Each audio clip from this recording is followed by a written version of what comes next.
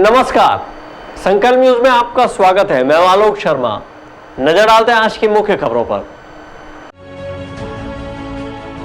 Headlines के प्रायोजक हैं Shri Sai Mahima enterprises, tiles world, Dongargaon road, Farhad Chowk, Rajnandgaon.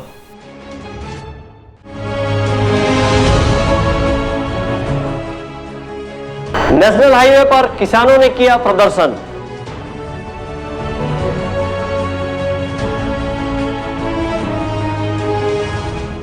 शहर में बेतरतीब पार्किंग बिगाड़ रही यातायात व्यवस्था।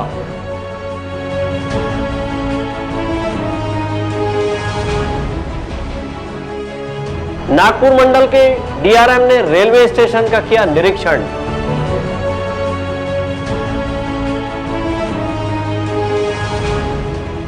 पति के दीर्घायु होने की कामना को लेकर सुहागिनों ने रखा करवा चौथ का व्रत।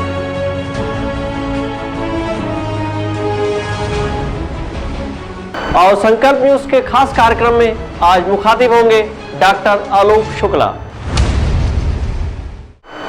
अब खबरें विस्तार से। जिला किसान संघ के द्वारा आज समर्थन मूल्य गारंटी कानून लागू करने और केंद्र सरकार के द्वारा केंद्रीय कृषि विधेयक के 3 कानून को वापस लेने की मांग करते हुए नेशनल हाईवे में प्रदर्शन किया। इस दौरान किसानों ने चक्का जाम का प्रयास भी किया, लेकिन पुलिस की तगड़ी व्यवस्था के चलते किसान चक्का जाम करने में सफल नहीं हो पाए।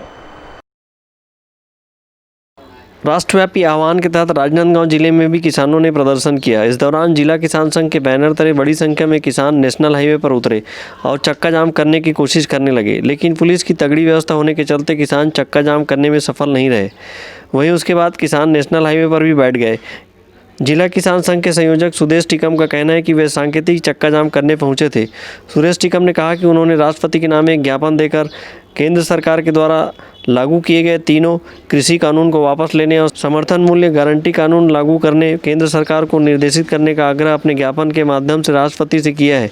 जिला किसान संघ के संयोजक सुदेश टिकम ने कहा कि राजनांदगांव जिले में धान कटाई का कार्य शुरू हो चुका है और अधिकांश किसान धान की कटाई भी कर चुके हैं। ऐसे में जिला किसान संघ 1 नवंबर से धान खरीदी शुरू करने की मांग की थी, लेकिन 1 नवंबर से धान खरीदी शुरू नहीं किया गया है। जिला किसान संघ ने राज्य शासन से 10 नवंबर तक धान खरीदी शुरू करने की मांग की है। वहीं प्रति एकड़ 20 क्विंटल धान खरीदने का आग्रह भी किया है। जी देखिए, आज राष्ट्रव्यापी आह्वान है। जो 3 कृषि कानून केंद्र की सरकार ने लाए हैं, उनकी वापसी और समर्थन मूल्य गारंटी कानून पास करो, इन मांगों को लेकर के पूरे देश भर में आज किसान सड़क में हैं। उस आंदोलन के साथ एकजुटता दिखाने यहाँ राजनांदगांव में भी विभिन्न जगहों में हाईवे जाम और प्रदर्शन हो रहे हैं। और अभी हम यहाँ पार्री नाला में जिला किसान संघ और रेजा हमाल मिल करके प्रदर्शन किए हैं और राष्ट्रपति के नाम और मुख्यमंत्री के नाम अलग अलग ज्ञापन दे रहे हैं। चक्का जाम देखिए, ये क्या बोलते हैं, एकजुटता दिखाने के लिए सांकेतिक चक्का जाम का यहाँ पर आयोजन किया गया था, लेकिन प्रशासन का जो व्यवहार है वो बिल्कुल भी सहयोगात्मक नहीं रहा। हम इसकी निंदा करते हैं। देखिए, जब क्या बोलते हैं, हम पूरी राष्ट्र के आंदोलन के साथ एकजुटता दिखाने के लिए उनसे कहा है कि भाई हम सांकेतिक चक्का जाम कर रहे हैं यहाँ पर, तो उसमें संयत व्यवहार करना चाहिए किसानों से, है ना। लेकिन उनका व्यवहार अनुकूल नहीं रहा, है ना। हम इसकी निंदा करते हैं कि हम महामहिम के नाम यहाँ पे ज्ञापन दे रहे हैं। उसमें कहा है कि केंद्र ने जो किसान विरोधी 3 कानून लाए हैं, उनमें समर्थन मूल्य का कहीं पर भी जिक्र नहीं है, तो वो न्यूनतम कीमत भी किसान को नहीं मिल पाएगी। इसलिए ये 3 कानून वापस हों और उसके साथ साथ समर्थन मूल्य गारंटी का कानून हमारी देश की संसद पास करे और इसके लिए महामहिम हस्तक्षेप करते हुए केंद्र की सरकार को निर्देशित करें। साथ ही हम राज्य सरकार से मांग कर रहे हैं कि धान की काफ़ी कटाई हो चुकी है, खरीदी की प्रक्रिया अभी तक शुरू नहीं हुई है। हम 1 नवंबर से मांग कर रहे थे, लेकिन पुनः उनसे आग्रह कर रहे हैं कि 10 नवंबर से सुनिश्चित रूप से खरीदी चालू कर दी जाए। प्रति एकड़ 20 कुंटल आप खरीदी करें। अभी किसानों को आर्थिक सहयोग की ज़रूरत है। ऐसे में न्याय योजना की शेष राशि एवं 2 सालों के बोनस देने का इन्होंने वादा किया है, उसका भुगतान दिवाली से पहले करें। अपने प्रदर्शन के दौरान किसान संघ ने राज्य शासन से न्याय योजना की शेष राशि और 2 साल के धान का बकाया बोनस दीपावली पूर्व देने की मांग की है। बड़ी संख्या में किसानों के प्रदर्शन को देखकर नेशनल हाईवे पर पुलिस व्यवस्था की गई थी। कड़ी पुलिस व्यवस्था के चलते किसान नेशनल हाईवे जाम नहीं कर पाए। किसानों के प्रदर्शन को देखते हुए मौके पर तहसीलदार रमेश मोरे भी पहुंचे थे, जहां उन्होंने किसानों से ज्ञापन लिया। किसानों के प्रदर्शन के मामले में नगर पुलिस अधीक्षक मणिशंकर चंद्रा का कहना है कि किसानों के द्वारा चक्का जाम नहीं किया गया है, आधा रास्ता छोड़कर प्रदर्शन किया जा रहा है। किसान संघ के द्वारा अपने मांगों को लेकर यहाँ पे सांकेतिक चक्का जाम के लिए यहाँ पे इकट्ठे हुए हैं, किंतु गाड़ियाँ ये चक्का जाम सांकेतिक चक्का जाम है और इनके द्वारा रोड जाम नहीं किया गया, आधा रोड पूरा खाली छोड़ दिया गया है और हमने पुलिस बल लगा दिया हुआ है। और अभी ये तहसीलदार महोदय आ गए हैं, ज्ञापन लेके ख़त्म हो जाएगा। ये अभी हाल ही में केंद्र सरकार द्वारा जो किसान कानून बनाए गए हैं कृषि के संबंध में, उसमें इनका ये कहना है कि समर्थन मूल्य का कोई जिक्र नहीं है। उस संबंध में ज्ञापन जो है माननीय महामहिम राष्ट्रपति महोदय के नाम से है और एक ज्ञापन जो है माननीय मुख्यमंत्री महोदय छत्तीसगढ़ शासन के नाम से है। उसमें इन्होंने धान खरीदी का समय जो है 1 दिसंबर के बजाय 10 नवंबर करने बोला है की मांग की है और धान की जो पर एकड़ मात्रा है उसको 20 क्विंटल करने की मांग जो है, इससे संबंधित ज्ञापन सौंपा है। राजनांदगांव जिले में किसान कोरोना संक्रमण काल के बीच भी कृषि विधेयक के 3 कानूनों के खिलाफ लगातार प्रदर्शन कर रहे हैं, तो वहीं समर्थन मूल्य गारंटी कानून लागू करने की मांग भी किसान अपने आंदोलन के दौरान रख रहे हैं। किसानों का कहना है कि कृषि विधेयक में केंद्र सरकार ने समर्थन मूल्य गारंटी कानून को शामिल नहीं किया है, जिसकी वजह से किसानों को सीधे नुकसान पहुंचेगा। किसानों ने अपनी मांग पूरी नहीं होने पर आगे और उग्र आंदोलन की चेतावनी दी है। मनोज देवांगन और अवधेश यादव के साथ हफीज़ खान, संकल्प न्यूज़। आगामी दीपावली के पर्व को लेकर राजनांदगांव शहर के बाजारों में भीड़ बढ़ने लगी है। वहीं मुख्य बाजार, जयस्तंभ चौक क्षेत्र, गोल बाजार, गुड़ाखू line, Kamthi line, cinema line और हलवाई लाइन जैसे क्षेत्रों में बेतरतीब पार्किंग की वजह से जाम की स्थिति भी बन रही है।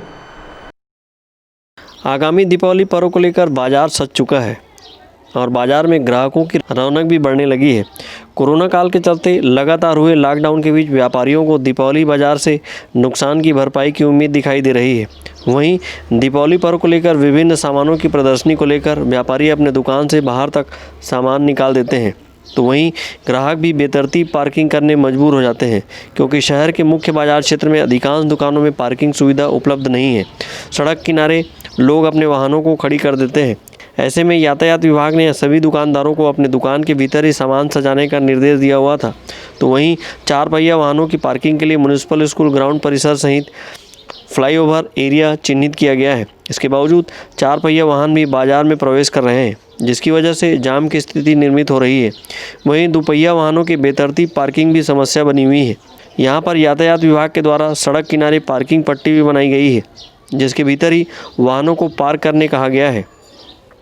इसके बावजूद पट्टियों के बाहर पार्क की गई वाहनों पर यातायात विभाग के द्वारा समय समय पर कार्रवाई भी की जा रही है।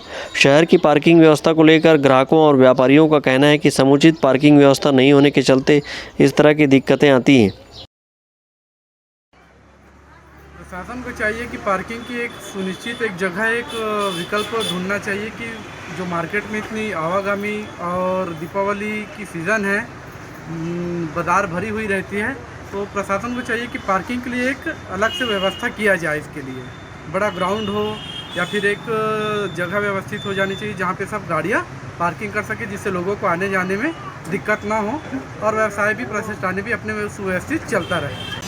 ट्रैफिक वाले की हाजिरी ज़रूर लगती है, लेकिन उसमें ना उन लोगों की एक्टिविटीज़ एकदम कमज़ोर है। और जब भीड़ नहीं रहती, जब गाड़ी टू टू टू बजते जाती है, जब भीड़ रहती, जब कोई नहीं आता यहाँ पे संभालने के लिए, 4 चक्का बंद है, वहाँ से कहीं कोई उतना दिक्कत नहीं है। लेकिन ट्रैफिक वालों को एक्टिव एनी टाइम रहना पड़ेगा। भारत माता चौक से लेके माना मंदिर चौक तक आप एक जन उधर से जाओ और एक जन इधर से आओ, बराबर आप क्लियर करते रहो। होना चाहिए। ये सब गोल बाजार में एकदम जाम हो जाता है रास्ता, गुड़ाखू लाइन, सिनेमा लाइन, माना मंदिर चौक, भारत माता चौक। निगम प्रशासन और यातायात विभाग अगर बड़ी गाड़ियों को एक सुरक्षित और सुनिश्चित जगह पे खड़े करने के लिए पार्किंग व्यवस्था कर दे, तो ये जो पल पल जो जाम लग रहा है उससे आम जनता को राहत मिल सकती है। जैसे फ्लाईओवर के नीचे की पार्किंग कोई म्युनिसिपल स्कूल हो गया, स्टेट स्कूल हो गया, जो खैरागढ़ की ओर से आ रहे हैं उनको स्टेट स्कूल दे दिया जाए, जो इधर से आते हैं फरहद और इधर से उनके लिए म्यूनसिपल स्कूल हो जाए और बाकी लोगों के लिए फ्लाईओवर में हो जाए, तो उससे लोग आराम से घूम सकते हैं मोटरसाइकिल में या पैदल। तो त्योहारी सीजन में जाम से लोगों को राहत मिल सकती है। देखिए, संसाधनी राजनांदगांव में चूँकि ये त्योहारी सीजन है और यहाँ पर भीड़ धीरे धीरे क्रमशः बढ़ती जा रही है, इसलिए यातायात व्यवस्था में निहायत ही सुधार की ज़रूरत है। हर चौक चौराहों में 4 व्हीलर तो अलाउ ही नहीं करना चाहिए। ओवरब्रिज के नीचे जो पार्किंग है, म्यूनसिपल हाई स्कूल में जो है वहाँ पार्किंग है, अस्थायी पार्किंग वहाँ बनाकर 4 व्हीलर अलाउ ही नहीं करना चाहिए। तो मेरे ख्याल से पैदल आने जाने लायक और 2 व्हीलर वाले लोग को ही अलाउ करना चाहिए शहर में, नगर के अंतर्गत, बाकी 4 व्हीलर अलाउ नहीं करना चाहिए। यातायात परेशानी के लिए होता है तो ब्रिज के नीचे रखना चाहिए, स्कूल के ग्राउंड में रख दे, म्यूनसिपल स्कूल में रख दे। कार पार्किंग में भी बहुत सारी परेशानियाँ होती है, इसके लिए म्यूनसिपल स्कूल या यातायात करे। और ठेले और जो गाड़ियाँ जो आती है उनको सुबह 9 बजे से पहले ही मार्केट में घुसने दें। अगर कोई अगर ज़बरदस्ती घुसता है उसका चालान काटा जाए। और हर चौक में एक यातायात पुलिस खड़े रहना ज़रूरी है। चौक में और मार्केट के बीच में भी एक खड़ा रहे तो ज़्यादा बेहतर होगा। देखो भैया, रास्ता तो बहुत बदहाल है, नांदगांव पूरा परेशान है और हम दुकानदार तो इतने परेशान है इस ट्रैफिक के कारण। तो प्रशासन को कम से कम इलाज करना चाहिए, त्यौहार ही नहीं बाकी समय भी इसका कोई ना कोई उपाय खोजना चाहिए, क्योंकि हर समय यहाँ पे पार्किंग में मतलब ये मान के चलिए आप चक्का जाम टाइप का हो जाता है। कई बार लोगों को समस्या इतनी होती है कि वो खरीदी करने हमारी दुकान छोड़ के आगे दुकान चले जाता है। तो प्रशासन को जागरूक होकर कुछ करना चाहिए, बहुत दिनों से समस्या चल रही है हमारे यहाँ। प्रशासन को तो वैसे ही सख्त होना जरूरी है, लेकिन क्या है प्रशासन के साथ साथ पब्लिक को भी होना, समझदारी होना जरूरी है। जब मार्केट में पार्किंग की 4 व्हीलर की व्यवस्था म्यूनसिपल स्कूल ग्राउंड जस्तम चौक के लिए दी गई है, तो वहाँ ना खड़ी करके अनियत खड़ी कर देते हैं, जिससे ट्रैफिक बहुत जाम लग जाता है। इससे खुद को तो परेशानी होती है और दूसरों को भी परेशानी होती है, जिससे प्रशासन के साथ साथ यहाँ की पब्लिक को भी समझदारी का सबक लेते हुए पार्किंग को म्यूनसिपल स्कूल ग्राउंड में 4 व्हीलर की करनी चाहिए। दीपावली त्यौहार को लेकर व्यापारी अपने दुकान को बेहतर तरीके से सजाना चाहते हैं और इसी सजावट को दुकान के बाहर तक ले आते हैं, जिसकी वजह से दुकान में आने वाले ग्राहकों को अपने दोपहिया वाहन रखने का स्थान नहीं मिल पाता है। ऐसे में ग्राहक भी बेतरतीब तरीके से अपने दोपहिया वाहन को पार्किंग करने मजबूर हो जाते हैं, जिसकी वजह से यातायात में बाधा उत्पन्न होती है। दीपावली पर शहर में सुगम यातायात के लिए नगर पुलिस अधीक्षक ने बाजार क्षेत्र का जायजा लेकर व्यापारियों को उचित दिशा निर्देश दिए। दीपावली पर्व को लेकर बाजार में बढ़ रही भीड़ और बेतरतीब यातायात व्यवस्था कोरोना संक्रमण के फैलाव का कारण भी बन सकती है। यही वजह है कि स्वास्थ्य विभाग ने पूर्व में ही लोगों को कोरोना संक्रमण को लेकर सचेत किया हुआ है, जिसके तहत सभी को मास्क लगाना अनिवार्य है और एक दूसरे से निश्चित दूरी बनाकर ही सामान क्रय विक्रय करने की हिदायत दी गई है। इसके बावजूद शहर के बाज़ार में कई दुकानदार मास्क नहीं लगा रहे हैं और अधिकांश ग्राहक भी बिना मास्क के खरीदी के लिए पहुंच रहे हैं, जो एक बार फिर शहर में कोरोना वायरस के फैलाव का बड़ा कारण बन सकते हैं। मनोज देवांगन के साथ हफीज़ खान, संकल्प न्यूज़। नागपुर मंडल रेलवे के डीआरएम एवं उनकी टीम ने बुधवार को राजनांदगांव रेलवे स्टेशन पहुंचकर निर्माण कार्य का जायजा लिया और कोरोना संक्रमण के चलते यात्रियों सहित रेलवे स्टेशन में कोविड-19 के गाइडलाइन के कड़ाई का पालन का निर्देश दिया। नागपुर मंडल रेलवे के डीआरएम मनिंदर उत्पल एवं उनकी टीम ने बुधवार को राजनांदगांव रेलवे स्टेशन पहुंचकर निर्माण कार्यों का जायजा लिया। राजनांदगांव रेलवे स्टेशन में लिफ्ट एक्सेलेटर का कार्य जारी है। इस तरह यहां पर गुड शेड बनकर तैयार हो गया है। डीआरएम ने गुड शेड के निर्माण के बाद शिफ्टिंग करने के निर्देश दिए हैं। स्टेशन परिसर में डीआरएम ने अफसरों की बैठक ली और उन्हें कई निर्देश भी दिए। उन्होंने लॉकडाउन के दौरान डोंगरगढ़ से राजनांदगांव तक क्षेत्र में हुए कार्यों की समीक्षा की। इस अवसर पर उन्होंने निर्माण कार्य और यात्रियों की व्यवस्था के संबंध में कई अहम निर्देश दिए। डीआरएम और उनकी टीम ने स्टेशन परिसर में चल रहे लिफ्ट, एक्सेलेटर, गुड सेट सहित दूसरे निर्माण कार्यों का जायजा लिया। साथ ही निर्माण पूरी होने की समयावधि की भी अफसरों से जानकारी ली। इसके बाद गुणवत्तापूर्वक इन कार्यों को निर्धारित समय में पूरा करने की हिदायत दी। इस मौके पर डीआरएम ने सफाई व्यवस्था का भी जायजा लिया। बैठक के दौरान कोरोना संक्रमण को देखते हुए रेलवे स्टेशन में विशेष सावधानी बरतने की हिदायत दी है। उन्होंने कहा कि स्टेशन से सफ़र करने वाले यात्रियों को कोविड-19 की गाइडलाइन का सख्ती से पालन करने और इसकी मॉनिटरिंग करने अफसरों को कहा है। रेलवे परिसर में सैनिटाइज़र का छिड़काव सहित दूसरे अन्य विकल्प का प्रयोग करने की हिदायत दी है। अवधेश यादव के साथ परमानंद रजक, संकल्प न्यूज़। अब वक्त है ब्रेक का। ब्रेक के बाद आप देखेंगे करवा चौथ का व्रत।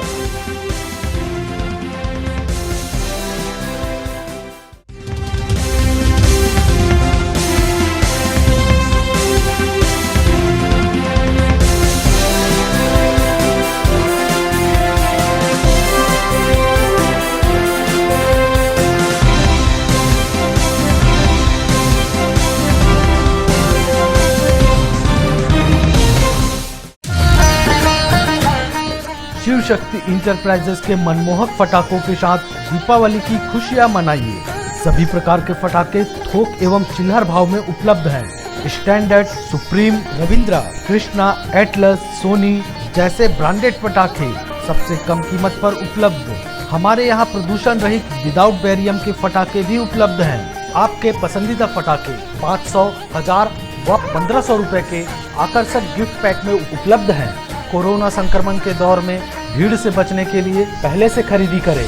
राजनांदगांव में पटाखों की सबसे कम कीमत की दुकान शिव शक्ति इंटरप्राइजेस, शिवांश टाइल्स के बाजू, नवागांव, बाबू टोला। शहर की सबसे सस्ती पटाखों की दुकान श्री साईं महिमा पटाखा मॉल। पटाखों की लेटेस्ट वैरायटियों के साथ सबसे विशाल रेंज होलसेल रेट पर सभी नामी कंपनियों के पटाखों का विशाल स्टॉक। फैंसी एवं रंगीन पटाखे जैसे सुपर 30, ओलो पोलो, Columbia go, kinder joy, wonder tree, selfie shot, bubble gum, dragon tail, rock star, pollution free और इको फ्रेंडली पटाखे शादी एवं अन्य अवसरों के लिए रंग बिरंगी आतिशबाजियों की शानदार वैरायटी। तो आज ही आएं Shri Sai Mahima enterprises, tiles world and पटाखा mall, Farhad Chowk, Dongargaon road, Rajnandgaon. Phone number 9007574412, 9934574412। Sony sales and services, जहां आप पाएंगे सभी लीडिंग ब्रांड्स के आरओ वाटर प्यूरिफायर जैसे कैंट, हेवेल्स, लिप्योर, एक्वागार्ड, साथ ही कमर्शियल वाटर प्यूरिफायर आपके ऑफिस, अस्पताल एवं बैंकों के लिए उपयोगी। भारत के नंबर 1 चिमनी निर्माता कैप्स की चिमनियों की विशाल रेंज। पाएं गैस लीकेज से सुरक्षा, मोशन सेंसर की सुविधा और फ्री इंस्टॉलेशन के साथ 12 साल की वारंटी। आकर्षक डिस्काउंट प्रत्येक खरीदी पर। सभी वाटर प्यूरिफायर व चिमनियों की सर्विस दी जाती है। Sony sales and services, Mahamaya Chowk के पास, VIP road, Rajnandgaon. Tripada fashion लेकर आए हैं मांगलिक अवसरों एवं त्योहारों के मौके पर आपके पूरे परिवार के लिए वाजिब दामों में बेहतरीन क्वालिटी के कपड़ों का बेजोड़ कलेक्शन। त्रिपदा फैशन में आप पाएंगे बेहतरीन डिजाइनर और पैटर्न की साड़ियों का बेहतरीन collection, suiting shirting, salwar suit, बच्चों के कपड़े, शर्ट पैंट पीस, दुल्हन चुन्नी, शेरवानी, सूट पीस, फैंसी कपड़े, जींस, टी शर्ट, लहंगा चुन्नी और नामी ब्रांडेड कंपनियों के रेडीमेड कपड़ों का बेजोड़ कलेक्शन। त्रिपदा फैशन में कपड़ों की खरीद पर पाएं विशेष उपहार एवं 10% की विशेष छूट। खुशियों के प्रत्येक अवसर पर आपकी साज सज्जा के लिए हम हैं एकदम तैयार। पता याद रखें और पधार कर अपनी सेवा का अवसर अवश्य दें। त्रिपदा फैशन, जय स्तंभ चौक, राजनांदगांव।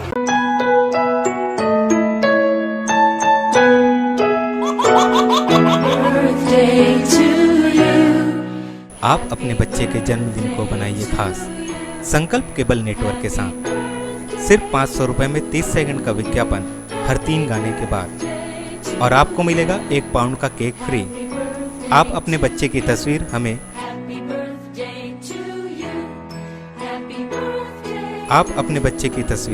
हमें व्हाट्सएप के इन नंबरों पर भेज सकते हैं।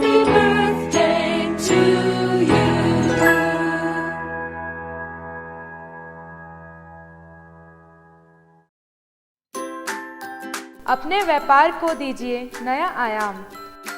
भीड़ में हो आपकी अलग पहचान।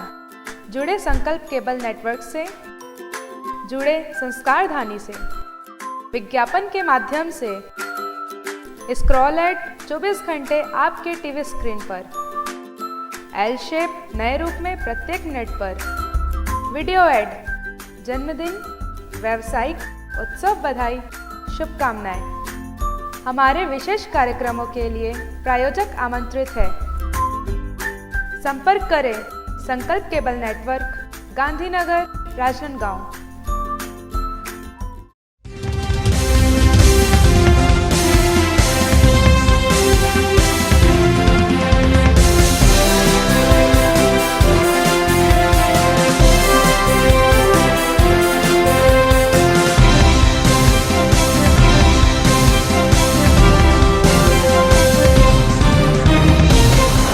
ब्रेक के बाद आपका स्वागत है। राजनांदगांव जिले सहित अंचल की सुहागिनों ने बुधवार को करवा चौथ पर्व के मौके पर निर्जला व्रत रखकर अपने पति के दीर्घायु और सौभाग्य की कामना की। इस मौके पर सुहागिनों ने चंद्रमा को अर्घ्य देकर विधि विधान से पूजा अर्चना की।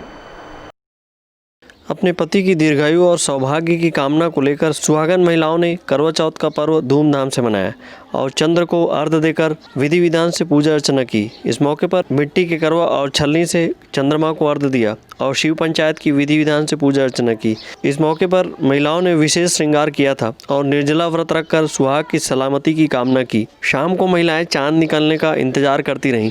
चांद निकलने के बाद विधि विधान से पूजा अर्चना की।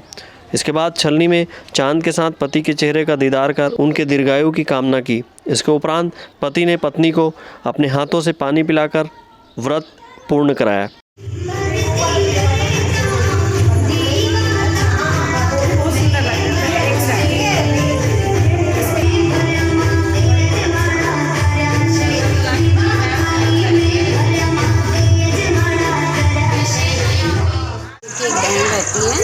सातों भाई बहुत चाहते हैं बहन को और उसकी जब वो खाना खाते हैं तो बहन को भी साथ में लेके खाते हैं। तो करवा चौथ के दिन बहन खाना नहीं खाती है, बोलती मेरा चांद उगेगा तभी मैं खाना खाऊंगी। लेकिन भाई लोग को अच्छा नहीं लगता कि बहन भूखी है और हम खा रहे हैं, तो वो लोग चलनी और वो लेके दिया लेके और पेड़ के पीछे जाके बोलते चांद उग गया है, आ जाओ बहन करके। अब उसको समझता नहीं, वो देख के खाना खा लेती है चांद। वो चलनी का यानी नकली दिया, नकली चांद देख के खाना खा लेती है। उसके बाद में फिर वो उसके पति ससुराल से फ़ोन आता है कि उसके पति की तबीयत बहुत ख़राब है। जब वो जाती है तो उसको बहुत परेशानियों का सामना करना पड़ता है कि और फिर ससुराल जाती है तो उसकी सास ऊपर पति है, जा देख लो बोलती है, बहुत बीमार है। देखते तो उसके पति कि वो बहुत सेवा करती है 1 साल तक। फिर ये करवा चौथ आती है, वो चौथ से बहुत प्रार्थना करती है कि मेरा सुहाग मेरे को वापस लौटाओ। लेकिन वो बोलती कि मैंने नहीं लिया है तुम्हारा सुहाग। करवा के दिन जो चौथ आती है, करवा चौथ, उस दिन आप मांगो करके अपने पति की सुहाग के लिए। वो फिर उससे मांगती है, वो फिर उसको सुहाग देती है। उस दिन से ये करवा चौथ मानते हैं पति की लंबी उम्र। महिलाओं को इस पर्व का वर्ष भर इंतजार रहता है। व्रत को लेकर व्रती महिलाओं में खासा उत्साह देखा गया। विकल्प श्रीवास्तव और मनोज देवांगन के साथ परमानंद रजक, संकल्प न्यूज़। राजनांदगांव जिले के पेंड्री स्थित मेडिकल कॉलेज अस्पताल की शिफ्टिंग की मांग को लेकर नेता प्रतिपक्ष किशुन येदू ने डीन को ज्ञापन सौंपा है और अस्पताल में मरीजों के लिए भोजन सहित साइकिल स्टैंड के कार्य में स्थानीय लोगों को प्राथमिकता देने की मांग की है। नेता प्रतिपक्ष नगर निगम किशुन येदू की अगुवाई में भाजपा पार्षदों ने चिकित्सा महाविद्यालय के डीन को ज्ञापन सौंपकर पेंड्री स्थित नवनिर्मित मेडिकल कॉलेज अस्पताल में शिफ्टिंग करने की मांग की है। वर्तमान में जिला अस्पताल सह मेडिकल कॉलेज अस्पताल बसंतपुर में संचालित है। मेडिकल कॉलेज अस्पताल का भूमि पूजन पूर्व मुख्यमंत्री डॉक्टर रमन सिंह ने किया था, जो कि सर्व सुविधायुक्त भवन बनकर तैयार हो गया है। उन्होंने बसंतपुर मेडिकल कॉलेज अस्पताल को पेंड्री स्थित नवनिर्मित मेडिकल कॉलेज अस्पताल में शिफ्टिंग करने की मांग की है। इसी तरह मेडिकल कॉलेज अस्पताल में मरीजों के भोजन सहित साइकिल स्टैंड के कार्य को स्थानीय लोगों को प्राथमिकता देने की मांग की है। नेता प्रतिपक्ष किशुन येदू ने अस्पताल में मरीजों के लिए ऑक्सीजन सिलेंडर सप्लाई के तहत बुलाई गई टेंडर को लेकर आपत्ति दर्ज कराई है। अभी हम लोगों ने मेडिकल कॉलेज के डीन से मुलाकात किए हैं। 2-3 विषय थे। एक तो ये कि राजनांदगांव के विधायक और पूर्व मुख्यमंत्री आदरणीय डॉक्टर रमन सिंह जी के प्रयास से, उनके आशीर्वाद से और राजनांदगांव की जनता की भावनाओं के अनुरूप बहुत बड़ा जो हम लोगों को सौगात मिला था मेडिकल कॉलेज का। हम लोग जानना चाहते थे डीन से मिल करके मेडिकल कॉलेज कब तक के पूरी तरह से चालू होगा। तो उन्होंने बताया कि उनकी तैयारी तो अभी नवंबर तक की थी, क्योंकि कोविड के कुछ पेशेंट वहाँ पे रखते हैं, इसलिए उनकी तैयारी जो है थोड़े से आगे कोविड पेशेंट के ऊपर में डिपेंड करता है। तैयारी मेडिकल दृष्टि से उनकी तरफ से पूरी हो चुकी है। बस कोविड पेशेंट या कोविड के ऊपर में जितना जल्दी कंट्रोल होगा वो हॉस्पिटल शिफ्ट करना चाहते हैं। एक विषय ये है। दूसरा विषय कि यहाँ पे भोजन बनाने वाले, भोजन पकाने वाले, खिलाने वाले विभिन्न प्रकार के महिला समूह लोग भी काम करते हैं। तो मैंने कुछ दिन पहले एक अखबार में विज्ञापन देखा था जगदलपुर जिला चिकित्सालय का। वहाँ लिखा हुआ था कि स्थानीय लोगों को, जब जगदलपुर के लोग स्थानीयों की चिंता कर सकते हैं तो राजनांदगांव के लोग स्थानीय लोगों की चिंता क्यों नहीं कर सकते। मेरा आग्रह था डीन से कि आने वाले समय में जो भी यहाँ पे, चाहे आप साइकिल स्टैंड का काम दें, भोजन पकाने का दें, भोजन खिलाने का दें, चाहे और किसी भी प्रकार का काम यहाँ पे हॉस्पिटल के लिए निकालें, तो यहाँ के लोगों को रोज़गार मिले, इस बात को चिंता करके आपको निकालनी चाहिए। यहाँ के स्थानीय लोगों को उसमें प्राथमिकता मिलनी चाहिए। और एक विषय और है कि अभी ऑक्सीजन सिलेंडर को लेकर के टेंडर बुलाया गया है। उन्होंने बताया कि जो उत्पादक हैं, उत्पादक लोगों ने ही यहाँ पे टेंडर डाले हैं। तो अब तीसरा निविदा था, तीसरी निविदा में जो है उनका कहना है कि तीसरी निविदा होने के कारण से हम लोग जो L1 आया है उसको टेंडर देने जा रहे हैं, क्योंकि वो खुद उत्पादक भी है और उनके द्वारा दिया गया दर न्यूनतम है और हम लोग उस दर से संतुष्ट हैं, ये कहना है डीन का। अब वो तो दर जब सार्वजनिक करेंगे डीन साहब, कुछ दिन के बाद में सार्वजनिक करने की बात की है उन्होंने, तो जब सार्वजनिक करेंगे तब समझ में आ जाएगा कि पिछले साल की तुलना में इस साल जो दर आया है वो संतोषजनक है या नहीं है। नेता प्रतिपक्ष नगर निगम किशोर यादव के अगुवाई में भाजपा पार्षद दल सहित भारतीय जनता पार्टी के कार्यकर्ता चिकित्सा महाविद्यालय डीन कार्यालय पहुंचे थे। गौरतलब है कि पेंड्री स्थित नवनिर्मित चिकित्सा महाविद्यालय में कोविड अस्पताल संचालित है। विकल्प श्रीवास्तव के साथ परमानंद रजक, संकल्प न्यूज़। राजनांदगांव जिले के छुरिया क्षेत्र अंतर्गत शिकारी टोला में बनाए गए खाद गोदाम में फर्जी बिल लगाने की शिकायत यहां के मटेरियल सप्लायर ठेकेदार ने की है। वहीं अपने रुपये दिलवाने की कलेक्टर से गुहार भी लगाई है। छुरिया जनपद के अंतर्गत आने वाले ग्राम पंचायत रामपुर और शिकारी टोला में बनाए गए खाद गोदाम में फर्जी बिल लगाकर लाखों रुपए डकारने का मामला सामने आया है। मनरेगा के तहत बनाए जा रहे 9,30,000 रुपये के खाद गोदाम निर्माण में हुए फर्जी बिल की शिकायत हेतु आथरा निवासी आमन साहू ने जिला कलेक्टर और जिला पंचायत सीईओ एवं पुलिस अधीक्षक राजनांदगांव को शिकायत पत्र देकर दोषियों पर 420 के तहत जांच कर कार्रवाई करने की मांग की है। शिकायतकर्ता आमन साहू ने कहा कि मैं मटेरियल सप्लायर हूं, जो कि मेरे द्वारा ग्राम पंचायत रामपुर व शिकारी टोला में खाद्य गोदाम निर्माण के लिए कार्य एजेंसी पंचायत की रेत, सीमेंट, छड़ व अन्य प्रकार की सामग्री मेरे द्वारा ही गोदाम निर्माण के लिए सप्लाई किया गया था। अचानक मेरी बेहद तबीयत खराब हो गई और मेरा बच पाना संभव नहीं दिख रहा था। मेरे इलाज के लिए लगने वाली रकम बहुत ज़्यादा थी। मेरी दैनिक स्थिति ठीक नहीं होने के चलते मैंने अपने लड़के को कहा कि पंचायत में जाकर मेरे किए हुए कार्य का पैसा ले आओ। जहां शिकारी टोला के पूर्व सरपंच उबे कुंजाम व सचिव ललित जांगड़े एवं रामपुर पूर्व सरपंच कंस पटेल, सचिव भगत पंचारी को काम किए पैसे की मांग की गई, जहां इन सब ने अब तक रुपये नहीं आने का हवाला दिया है। सुनो भैया, मैं हाँ मटेरियल पे काम करता हूँ। मैं हाँ शिकारी टोला में ना पूरा नीचे से ऊपर तक मैं हाँ मटेरियल डाले हूँ। अच्छा। और मोट बिल लगेगी से ओला निकाल के और दूसरा के बिल लगा दी। अच्छा। और पैसा भी आहरण हो गए और बाद ना पैसा अभी तक नहीं मिले। एक शिकायत कलेक्टर का दे रहे हूँ, दंड में लगा हूँ और थाना भी दे हूँ। और रामपुर के यहाँ वहाँ पे डाले रहे हूँ। अच्छा, 2 पंचायत है क्या आपका? दो पंचायत हवे उनमें भी डाले हूँ। वहाँ कितने का माल डाले हो आप? वहाँ ना 4 लाख के माल डाले हूँ। अच्छा। और 1 लाख के मिले मुला। वहाँ मोट तबीयत खराब हो गए, वहाँ दूसरा के बिल लगा के मटेरियल के पैसा ला निकाल ले। और अभी तक के पैसा मोला नहीं मिले है। एक शिकायत भी नहीं में जनता में लगा हूँ। समस्या बहुत बड़े मुसीबत में खड़े हैं, कोई हमारे खर्चा में लगे नहीं है। जो कुछ मिले तो पीछे गई मरे कोई नहीं हम सहारा। तो जब लड़का है कि हम छोटे छोटे कमा नहीं सके, काम कर नहीं सके, काम करे तो हम यहाँ पर तबियत खराब हो तो भेजे हम पैसा ला तो सचिव सरपंच हम नहीं जाने बोले एक पैसा नहीं जाना। तो आदमी डर रहे थे छोटे छोटे मोल झूठ बोल एक पैसा नहीं जाना। दीदी ऐसे थी एकदम झूठ बोल देते क्या करें, हम रोज रोज तुम्हारा लोग आए तकना मुसीबत में हमारे पास हमारा कोई खर्चे लेके नहीं मिला।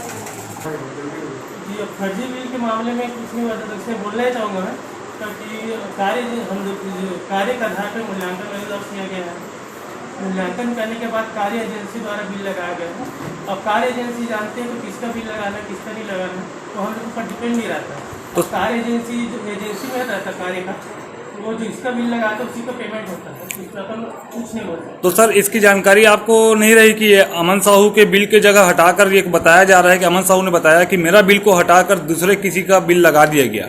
नहीं, तो अमन साहू के द्वारा ये बाद में बताया गया। अगर उसी टाइम अगर ऐसा कुछ पता रहता तो हम लोग उस चीज़ को प्रोसेस करते, लेकिन उस चीज़ तो हम लोग को पहले पता ही नहीं था। काम तो टोटल अमन साहू आसरा के जो है ठेकेदार वो किया है, और उसके पहले हमारे गांव में जो नाली निर्माण हुआ है गौठान के पास, उसको भी अमन साहू ने किया है। अच्छा, और महोदय आप ये बता सकते हैं कि इससे पहले भी 2019 में भी एक बिल पास हुआ है, और अभी उसी खाद्य गोदाम के लिए फिर 1,40,000 रुपये फिर पास हुआ है तीसरे महीने में 2020 के। नहीं तो ठीक है ना, ये बिल कैसा हुआ ये तो नहीं पता, लेकिन 2019 में क्योंकि वो 9,30,000 की स्वीकृति था, 9,30,000 की स्वीकृति में फर्स्ट एफिलेशन 3 लाख का हुआ था, सेकंड एफिलेशन फिर 3 लाख का हुआ, तो इस बेस में बिल लगाया है डबल कि क्या क्या है, तो वही बता सकेंगे ना उसका मतलब जानकारी।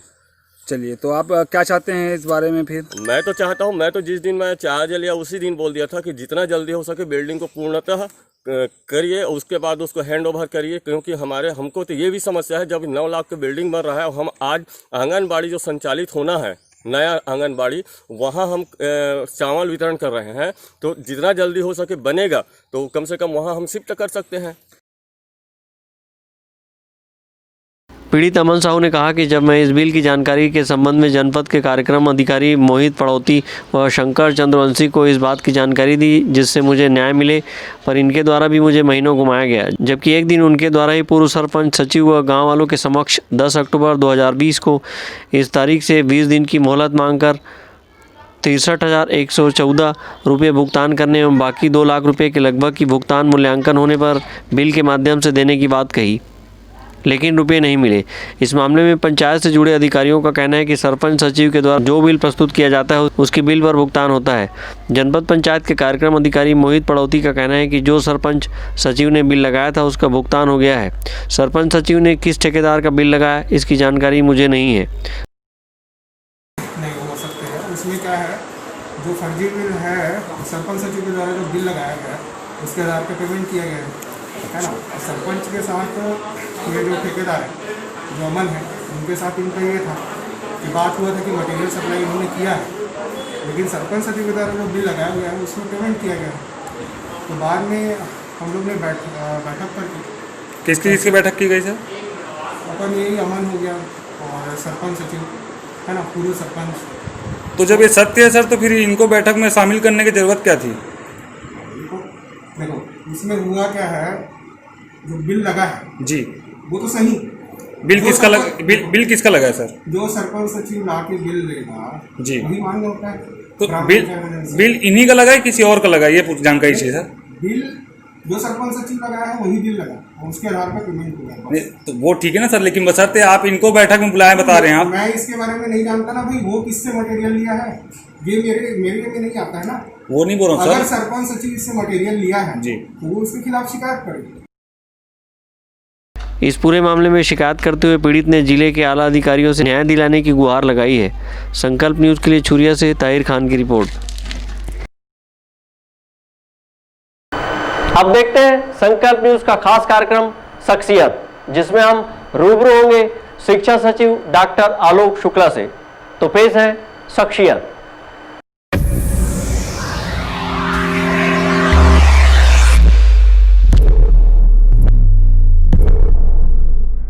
छत्तीसगढ़ बना 1 नवंबर को और 1 जनवरी को मुझे स्वास्थ्य विभाग का काम सौंप दिया गया। मेडिकल कॉलेज 1 से बढ़ा के 6 कर दिए। ये जो आपके जगदलपुर का मेडिकल कॉलेज, बिलासपुर का मेडिकल कॉलेज, राजनांदगांव का मेडिकल कॉलेज, ये सब मेरे हाथ के बनाए हुए। वो आप जानते हैं, आज भी आपने सुन रखा होगा मितानिन का कार्यक्रम, वो हम लोगों ने शुरू किया था उस समय। 12 साल बाद भी जो व्यवस्था उस समय हम लोगों ने प्रारंभ की थी छत्तीसगढ़ राज्य में पीडीएस की और धान की खरीदी की, वही व्यवस्था आज भी चल रही है। हम तीनों लोगों की टीम को ये पुरस्कार प्रधानमंत्री पुरस्कार के नाम से जाना जाता है, ये दिया गया था। मोहल्ला क्लास चलाए, लाउड स्पीकर क्लास चलाए। एक हमारे टीचर हैं जिनके बारे में माननीय प्रधानमंत्री जी ने अपनी मन की बात में कहा, एक छोटी सी पुस्तक तैयार करने की कोशिश कर रहा हूँ जो हमारे शिक्षक तरह तरह के नवाचारी गतिविधियों से सिखा रहे हैं। उसका मुझे लगता है एक संकलन करना चाहिए। जीवन सीखने के लिए है, हम हमेशा सीखते रहें। अगर हमने प्रयास किया तो एक संभावना है कि हारेंगे या जीत सकते हैं। अगर हमने प्रयास ही नहीं किया तब तो हार ही गए ना।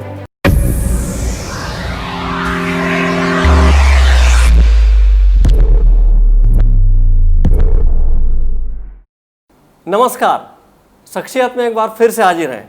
हमारे साथ छत्तीसगढ़ के वरिष्ठतम आईएएस डॉक्टर आलोक शुक्ला हैं, जो अपने आप में अनुभव की थाती हैं।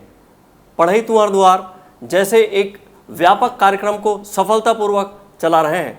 आइए उनसे उनके सफ़र के बारे में जानते हैं। डॉक्टर साहब बताएंगे किस तरीके से आप MBBS में एडमिशन लिया, उसके बाद आपने IAS क्यों चुना, कैसे चुना, दिमाग में क्या है? वो तो कोई इतनी बड़ी चीज़ नहीं है। आप जानते हैं हमारे एक बड़े सीनियर ऑफिसर हैं, रिटायर्ड हैं अब, विवेक धांड साहब, चीफ सेक्रेटरी छत्तीसगढ़ के रह चुके हैं। तो मैं जिस स्कूल में पढ़ता था, धांड साहब उसी स्कूल में मुझसे 2 साल सीनियर थे और हम सब के हीरो थे। हमेशा बहुत ही अच्छे नंबर लेके आते थे। तो उनका सिलेक्शन हुआ और उसके बाद बहुत सारे लोगों ने ये कहा कि देखो भाई तुम भी कोशिश करके देखो। कोशिश की, हो गया सिलेक्शन, इतनी ही बात है और कोई ख़ास बात नहीं।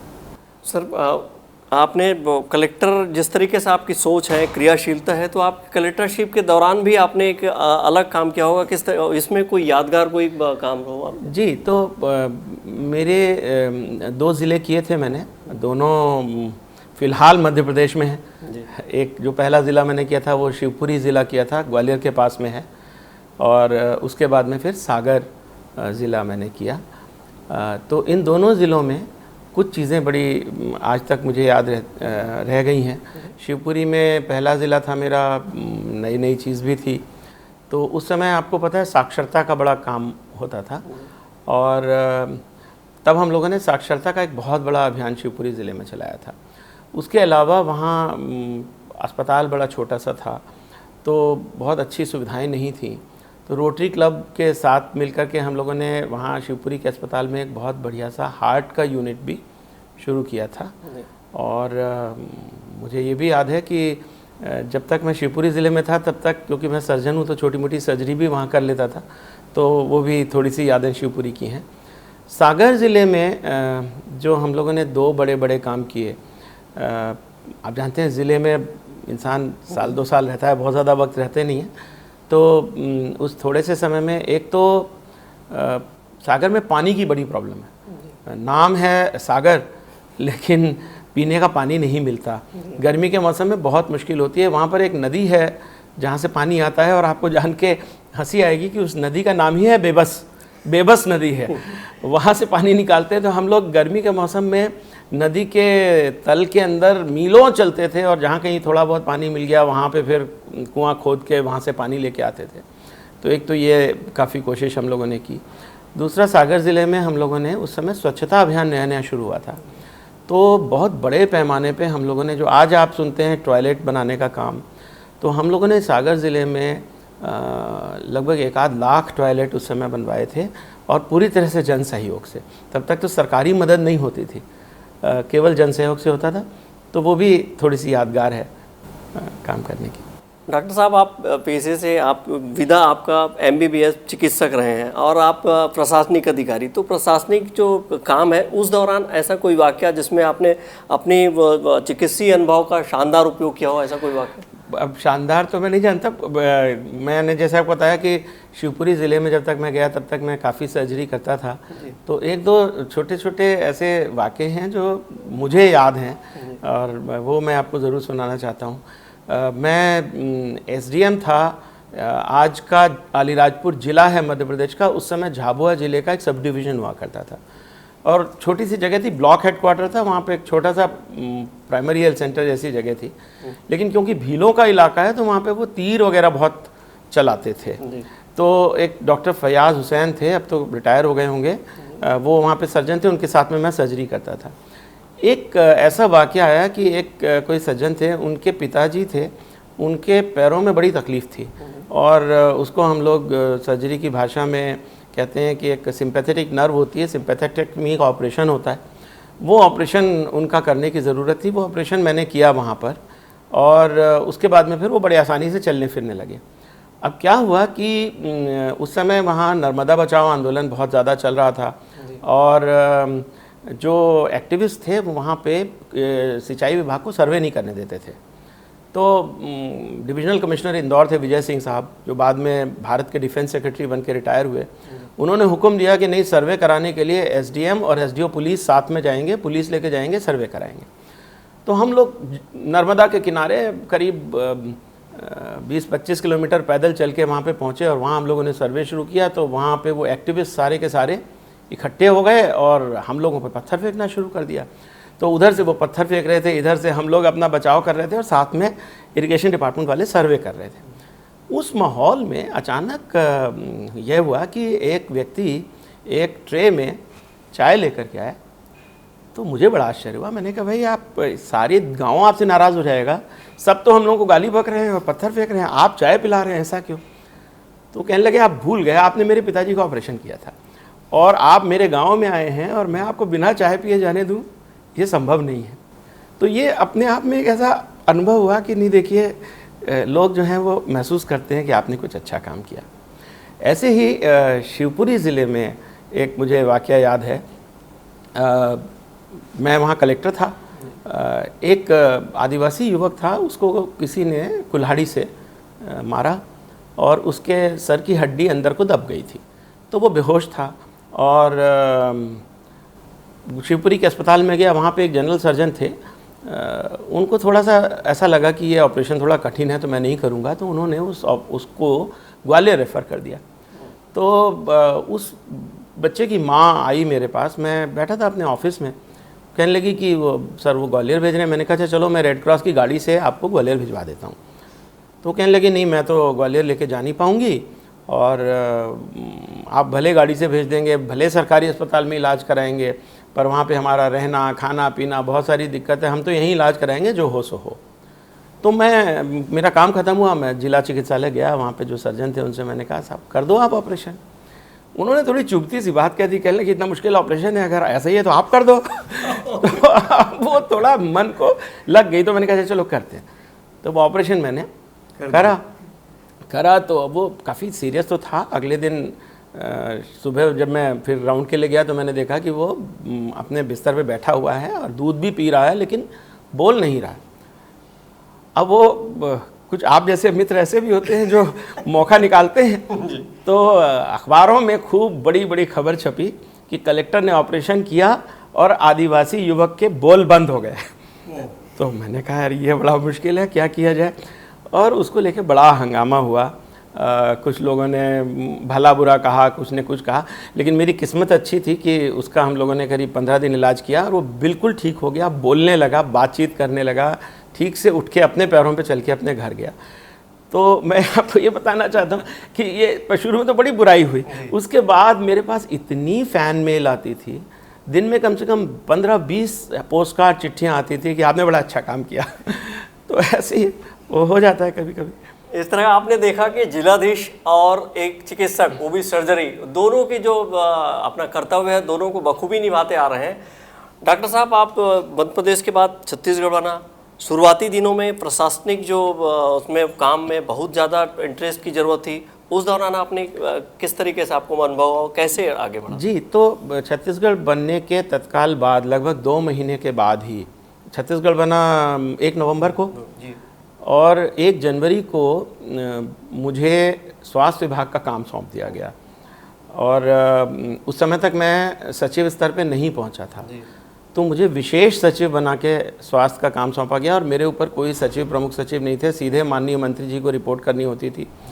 तो सरकार ने बहुत विश्वास भी किया और मुख्यमंत्री जी उस समय अजीत जोगी जी थे, उन्होंने भी बहुत विश्वास किया। और मुझे ये बताते हुए बहुत खुशी हो रही है कि हम लोगों ने शुरुआत के 2-2.5 साल में बहुत काम किया छत्तीसगढ़ में। अगर आप अवसर दें तो मैं बताऊं कि जब छत्तीसगढ़ बना था उस समय छत्तीसगढ़ में केवल 7 जिला चिकित्सालय थे, 7 ही जिले थे, 7 जिला चिकित्सालय थे। मेडिकल कॉलेज 1 था, डेंटल कॉलेज 1 भी नहीं था।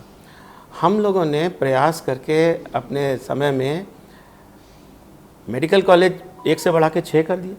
ये जो आपके जगदलपुर का मेडिकल कॉलेज, बिलासपुर का मेडिकल कॉलेज, राजनांदगांव का मेडिकल कॉलेज, ये सब मेरे हाथ के बनाए हुए हैं। रायपुर मेडिकल कॉलेज में जब छत्तीसगढ़ बना था तो सिवा एक्सरे के कोई दूसरी चीज़ नहीं थी। हम लोगों ने सीटी लगाया, एमआरआई लगाया, कैंसर का पूरा बहुत बड़ा यूनिट बनाया। आज तो वेदांता का इतना बड़ा बन गया है, लेकिन अदरवाइज़ रायपुर मेडिकल कॉलेज का जो कैंसर यूनिट है वो आज भी मैं तो ये कहूँगा केवल छत्तीसगढ़ नहीं पूरे सेंट्रल एशिया में, सेंट्रल इंडिया में लगभग सबसे अच्छा है। एस्कॉट्स हॉस्पिटल को हम लोग यहाँ लेकर के आए, हार्ट सर्जरी छत्तीसगढ़ में शुरू कराई। तो ये सब काम हम लोगों ने किए जो हेल्थ के इस चीज़ की तरफ है। दूसरी तरफ आप जानते हैं कि उस समय सरकार ने एक 3 वर्षीय मेडिकल कोर्स शुरू किया था, वो हम लोगों ने किया। हालांकि बाद में उसमें बहुत सारी लीगल प्रॉब्लम्स हुई और वो कोर्स अब बंद हो गया है, लेकिन मुझे ये बताते हुए आपको खुशी है कि उस कोर्स को करे हुए लगभग 700 बच्चे हैं जो आज भी छत्तीसगढ़ में सरकारी अस्पतालों में काम कर रहे हैं, जिनको आरएमए कहा जाता है। वो बच्चे सब आज भी मेरे संपर्क में हैं और बहुत अच्छा काम कर रहे हैं। मतलब मेरा तो ये कहना है लीगल कॉम्प्लिकेशन अपनी जगह है, मगर वो बच्चे जिस प्रकार से छत्तीसगढ़ की स्वास्थ्य व्यवस्था को संभाले हुए हैं वो अपने आप में मैं समझता हूँ अनुकरणीय है। तीसरी बड़ी चीज़ जो हेल्थ में की मैंने मतलब हम सब साथियों ने मिलकर, वो आप जानते हैं आज भी आपने सुन रखा होगा मितानिन का कार्यक्रम, वो हम लोगों ने शुरू किया था उस समय। और गांव-गांव में आज मितानिन है। जब हम लोगों ने शुरू किया था तो ये था कि जो मितानिन होंगी वो ज़रूरी नहीं है कि पढ़ी लिखी हों, लेकिन मुझे ये बताते हुए खुशी है कि आज बहुत सारी मितानिन पोस्ट ग्रेजुएट हैं, एमए पास हैं, बीए पास हैं। उनमें से बहुत सारी ने पंचायत के चुनाव लड़के कुछ सरपंच बन गई हैं, कुछ पंच बन गई, बहुत अच्छा काम कर रहे हैं। और मुझे ये भी कहते हुए खुशी है, शायद छत्तीसगढ़ का ये ट्रेडिशन है, छत्तीसगढ़ की ये परंपरा है कि ऐसा नहीं कि एक सरकार ने जो शुरू किया वो दूसरी सरकार समाप्त कर दे। तो जब सरकार बदली तो हम लोगों को बड़ी मन में ये फीलिंग थी कि पता नहीं इतना अच्छा कार्यक्रम शुरू किया क्या होगा, पर अगली सरकार ने भी किया और अब जो वर्तमान सरकार है वो भी कर रही है और मितानिन का कार्यक्रम छत्तीसगढ़ में बहुत ही अच्छे ढंग से चल रहा है। मैं आपको ये भी बताना चाहूँगा कि जो भारत सरकार ने आशा कार्यक्रम शुरू किया है पूरे देश में, वो हमारे मितानिन कार्यक्रम से सीख के किया। तो कुछ करते रहना लगातार, जैसे कि डॉक्टर साहब ने कहा कुछ कुछ करते रहना, पर ये कुछ कुछ करने में इनको लगातार सम्मान भी मिला, पुरस्कार भी इन्होंने प्राप्त किया। डॉक्टर साहब ऐसा कौन सा पुरस्कार जिसमें आपको आत्मीय खुशी मिली हो? देखिए आत्मीय खुशी तो मुझे सच बात बताऊं मितानिन के कार्यक्रम की आज भी बहुत है। उसमें पुरस्कार तो छोटे मोटे मिले, पुरस्कार का उतना बड़ा महत्व नहीं है। पर मैं आपको ये बताना चाहूँगा, हम लोग मितानिन को उस समय, आज तो उनको कुछ पैसे मिलने लगे हैं मानदेय, तब हम कुछ भी नहीं देते थे। तो उस समय जो भारत सरकार के सचिव थे उन्होंने मुझसे एक दिन कहा कि भाई ये बताओ कि बिना पैसे के कोई कैसे काम करेगा। मैंने कहा मैं नहीं बताऊंगा, आपको आके देखना पड़ेगा।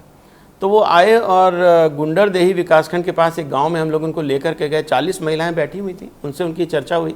उन्होंने बताया हम ये करते हैं वो करते हैं।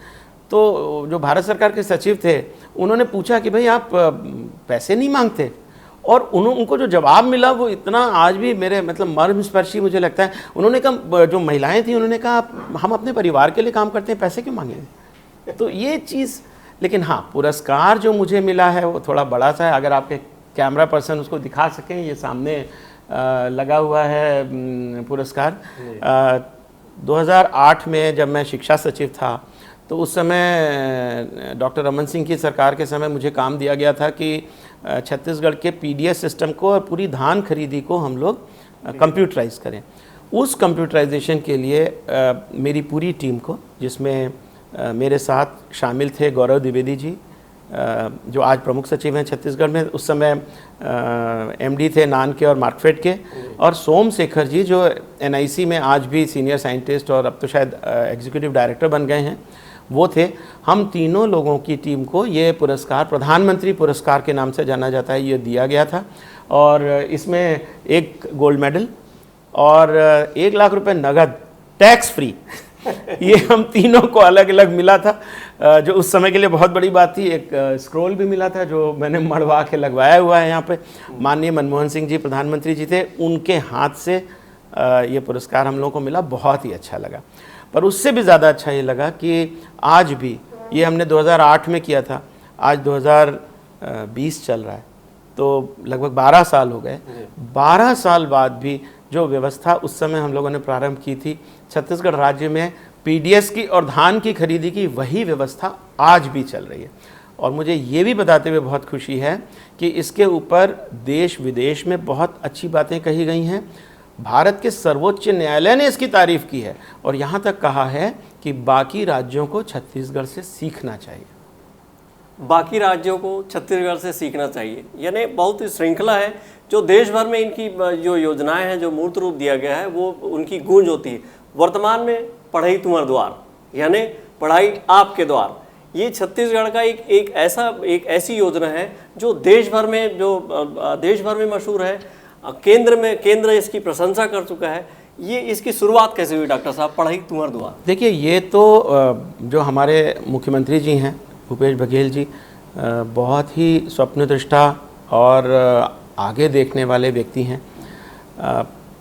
उन्होंने जब कोरोना का समय आया और सरकारों ने, केंद्र सरकार ने भी और राज्य सरकार ने भी ये फैसला किया कि फ़िलहाल लॉकडाउन कर दिया जाएगा, सब बंद कर दिया जाएगा, सारे स्कूल बंद हो गए, तो उनके मन में बड़ी चिंता थी कि बच्चे पढ़ेंगे कैसे।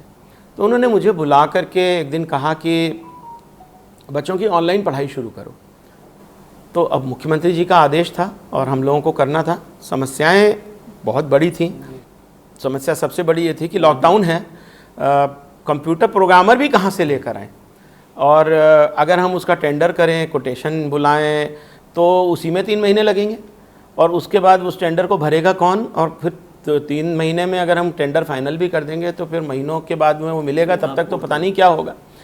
तो हम लोगों ने बड़ा एक अंदर से रिस्क उठा करके भी और हिम्मत करके ये फ़ैसला किया। मैंने आपको सोम का नाम बताया था, जिन्होंने कि मेरे साथ काम किया था धान खरीदी और पीडीएस के काम में।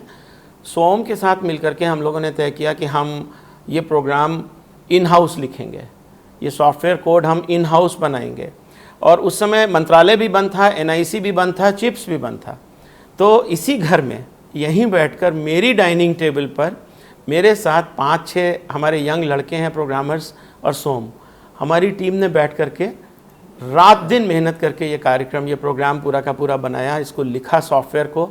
और अब बस ये समझ लीजिए कि हम लोग मैं सुबह उठता था, वो बच्चे, मैं ही अपनी गाड़ी भेज देता था, कारें चलना मना था, उसमें बैठ के वो आ जाते थे, हम लोग थोड़ी देर काम करते थे, साथ बैठ के खाना खाते थे, साथ बैठ के चाय पीते थे। बहुत अच्छी हमारी एक टीम बन गई और हमने ये पूरा का पूरा सॉफ्टवेयर जो तैयार किया, आप ये समझ लीजिए कि मुश्किल से 10 दिन में, मार्च के एंड में कोरोना लॉकडाउन हुआ था। 7 अप्रैल को मुख्यमंत्री जी ने इसका लॉन्चिंग किया, इसका इनॉग्रेशन किया और ये हमने सॉफ्टवेयर पूरा का पूरा बना के लॉन्च किया। मुझे ये भी बताते हुए बड़ी खुशी है कि ये इतना सक्सेसफुल है, इसमें आज की तारीख में लगभग 24 लाख विद्यार्थी रजिस्टर्ड हैं, 2 लाख से ज़्यादा टीचर रजिस्टर्ड हैं, 44 लाख ऑनलाइन क्लासेस इस पे हो चुकी हैं, ढेरों पढ़ाई के वीडियो, सब चीज़ उसके ऊपर है और बहुत अच्छे ढंग से इसका उपयोग हो रहा है। तो वास्तव में बहुत ही अच्छे से चल रहा है। पर हाँ, आप शायद और कुछ पूछेंगे, पर मैं आपको इसके बारे में एक छोटी सी ऐसी कहानी बताना चाहूँगा जो थोड़ी सी दिल को चुभती भी है, लेकिन चलिए सब कुछ सीखता है इंसान, तो वो बताऊँगा आपको मैं बाद में, पर पहले आप और पूछ लें। आपको मालूम होना चाहिए छत्तीसगढ़ ज़्यादातर जंगल है, गांव है, नेटवर्क की समस्या है, उसके बावजूद पढ़ाई तुअर दुआर, ये तो इलेक्ट्रॉनिक रूप से नेटवर्क के माध्यम से पढ़ाई इन्होंने की। उनमें भी एक नया आविष्कार इन्होंने किया, मोहल्ला क्लास, उसके बारे में बताएंगे? जी, तो बहुत सारे साथी हमारे मीडिया के और दूसरे भी ये लगातार कह रहे थे जब हमने इसको लॉन्च किया कि दूर के क्षेत्रों में नेटवर्क नहीं आता, बहुत सारे बच्चों के पास में या तो मोबाइल नहीं है तो फीचर फ़ोन है, स्मार्टफोन नहीं है, तो वो इसका उपयोग कैसे करेंगे। ये बात उठती रहती है। आज भी मुझे सुब्रत साहू जी हैं, मुख्यमंत्री जी के अपर मुख्य सचिव, उन्होंने एक भेजा, किसी अखबार में छपा है कि केवल 12% बच्चे ऑनलाइन का फ़ायदा उठा रहे हैं। मैंने उनको जवाब दिया कि 12% उठा रहे हैं तो मेरे दिल में बड़ी खुशी है। क्यों? कारण बता रहा हूँ आपको। छत्तीसगढ़ में स्कूल शिक्षा में 50 लाख बच्चे हैं, उसका 12% कितना हुआ? 50 लाख का 12% लगभग 6 लाख हुआ। अगर 6 लाख बच्चे पढ़ रहे हैं कोरोना के समय में भी, तो मैं समझता हूँ मेरे लिए बहुत बड़ी बात है, सफलता की बात है। पर बात सही है, बाकियों का क्या होगा। तो इसलिए हम लोगों ने ये तय किया कि हम ऑफलाइन तरीक़ों से बहुत काम करेंगे। मैंने जो कुछ काम हमारे शिक्षकों ने किया है वो पराकाष्ठा है उनकी लगन की, मेहनत की, और मैं तो हमेशा उनको बहुत ही सम्मान देता हूँ और हृदय से उनको धन्यवाद करता हूँ, नमस्कार करता हूँ, नमन करता हूँ। बहुत काम किया, मोहल्ला क्लास चलाए, लाउड स्पीकर क्लास चलाए। एक हमारे टीचर हैं जिनके बारे में माननीय प्रधानमंत्री जी ने अपनी मन की बात में कहा है, वो सुबह उठते हैं अपनी मोटरसाइकिल लेकर के उसमें एक बोर्ड लगा करके चल पड़ते हैं और गांव-गांव जाके बच्चों को पढ़ाते हैं। एक हमारे टीचर हैं जिनके बारे में नीति आयोग ने भी कहा है और भी बहुत सारे नेशनल प्रेस में आया है, अशोक लोधी जी नाम है उनका, कोरिया के हैं, उनको सिनेमा वाले बाबू कहा जाता है। वो क्या करते हैं कि अब देखिए टेक्नोलॉजी छोटी सी कैसी यूज़ करते हैं।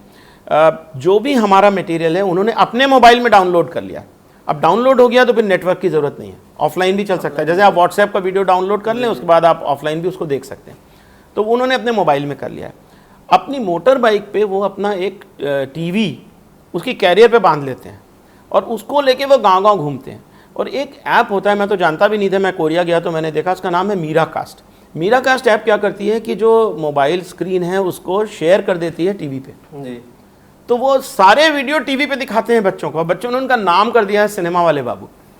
बहुत सारे टीचर हमारे मूर्तियां बना के सिखा रहे हैं, कलर्स करके सिखा रहे हैं, नृत्य गीत संगीत के माध्यम से सिखा रहे हैं, कहानी सुना के सिखा रहे हैं, कठपुतली से सिखा रहे हैं। मैं तो आपको बताना चाहूँगा, मैं अभी काम कर रहा हूँ, एक छोटी सी पुस्तक तैयार करने की कोशिश कर रहा हूँ जो हमारे शिक्षक तरह तरह के नवाचारी गतिविधियों से सिखा रहे हैं। उसका मुझे लगता है एक संकलन करना चाहिए, और ताकि सारी दुनिया को पता चले कि छत्तीसगढ़ के शिक्षक कितना बड़ा काम कर रहे हैं। आपने देखा कि किस तरीके से इन्होंने जो खासकर शिक्षा विभाग में इनोवेशन को, जो आविष्कार है, उनको प्रोत्साहित किया, और लगातार छोटे छोटे जो शिक्षक हैं, जो पढ़ाते हैं, जो साथ में जो सहयोग करते हैं, वो जो छोटे छोटे आविष्कार कर रहे हैं उनको प्रोत्साहित कर रहे हैं, और लगातार ये पुरस्कृत भी कर रहे हैं। ये लगातार पुरस्कृत कैसे कर रहे हैं? बहुत सिंपल सी चीज़ है। देखिए, हम क्या दे सकते हैं अपने शिक्षकों को सिवा सम्मान के? पैसा उनके लिए महत्वपूर्ण भी नहीं है और हमारे पास देने के लिए है भी नहीं। तो सम्मान आप कैसे देंगे? आज के समय में आप किसी को आमने सामने बुला करके नहीं दे सकते। तो हम लोगों ने एक योजना शुरू की है, जो भी शिक्षक अच्छा काम करते हैं उनको हम लोग ऑनलाइन सर्टिफिकेशन करते हैं, उनको सर्टिफिकेट देते हैं जो वो डाउनलोड कर लेते हैं। और मैंने देखा कि हमारे शिक्षक बहुत खुश हैं इन सर्टिफिकेट से। बहुत सारे तो उस सर्टिफिकेट को मढ़वा के अपने स्कूल में, अपने घर में रखते हैं। बहुतों ने अपने फेसबुक पे, व्हाट्सएप में शेयर किया है। तो ये सर्टिफिकेट हम लोग देने का काम करते हैं।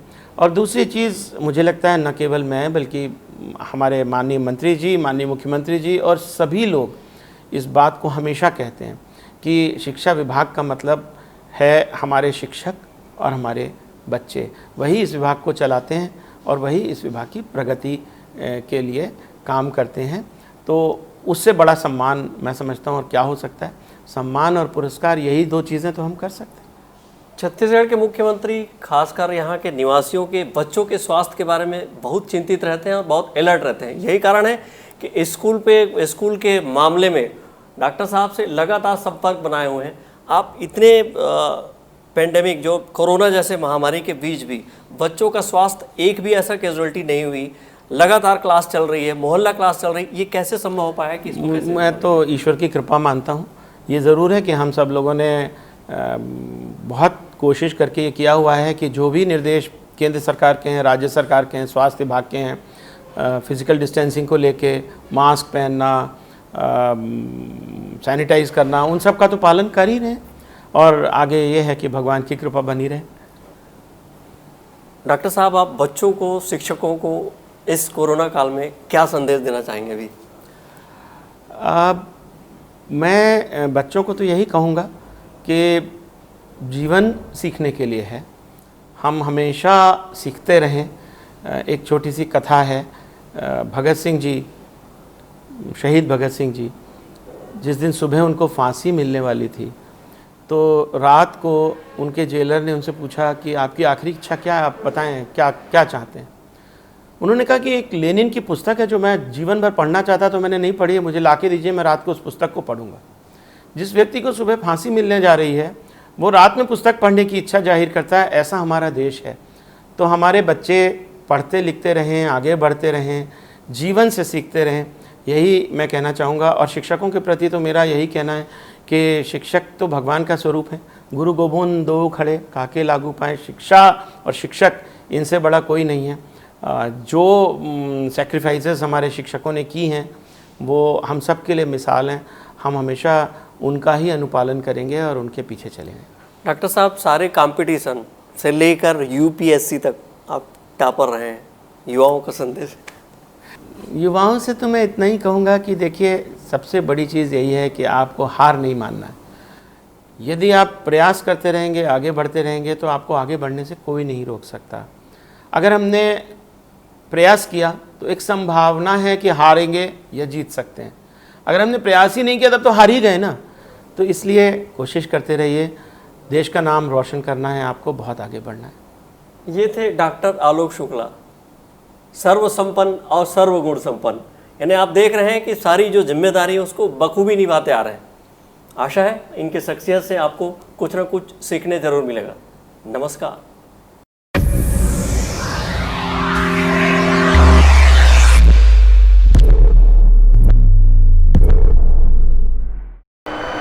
घर से निकलने पर मास्क लगाइए और स्वस्थ रहिए।